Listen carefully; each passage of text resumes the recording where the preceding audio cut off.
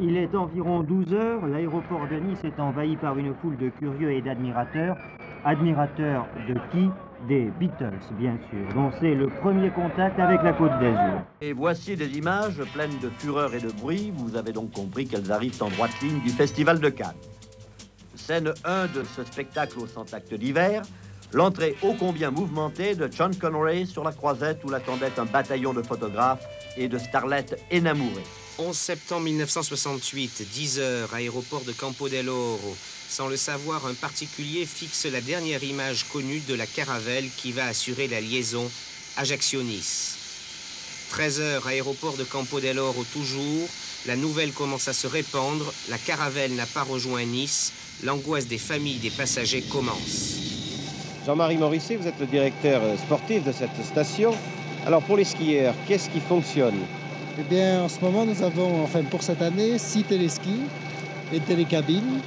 Mais l'ensemble des remontées mécaniques nous offre à l'heure actuelle 3900 personnes à l'heure. De nombreux curieux et journalistes essaient sur place de comprendre la genèse de l'accident. Selon certains témoignages, c'est la princesse Stéphanie qui était au volant. Affirmation formellement démentie cet après-midi dans la principauté par les services officiels. Coluche, le très célèbre comédien, s'est tué il y a environ 2 heures sur une petite route quelque part entre Mougins et Opio. Coluche, sur une Honda 1100, débouche d'un virage et ne peut éviter un camion de 38 tonnes qui coupe la route pour pénétrer dans un petit chemin. La route est sèche, pas le temps de freiner, la moto se couche. Bonsoir à tous, je vous demanderai pas si vous avez passé une excellente journée. J'imagine qu'elle a dû être quand même un petit peu perturbée par les abondantes chutes de neige. Sous la neige, la plage.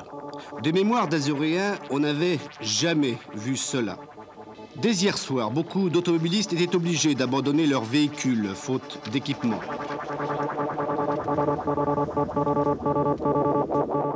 Le massif des morts n'avait pas brûlé aussi violemment depuis 1990. 9000 hectares au moins, détruits sur Vidauban, Roquebrune, Saint-Égulphe et les Issambres.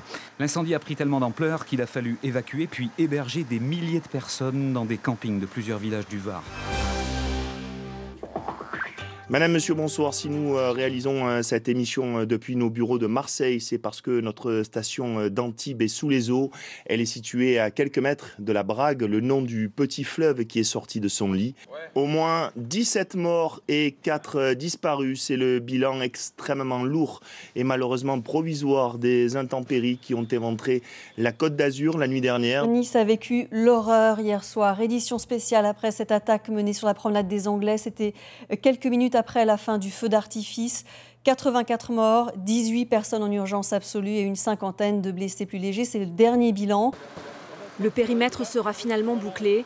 Les personnes les plus choquées prises en charge par une cellule d'aide psychologique au centre universitaire méditerranéen. Ils étaient venus faire la fête. Ils viennent de passer une nuit en enfer.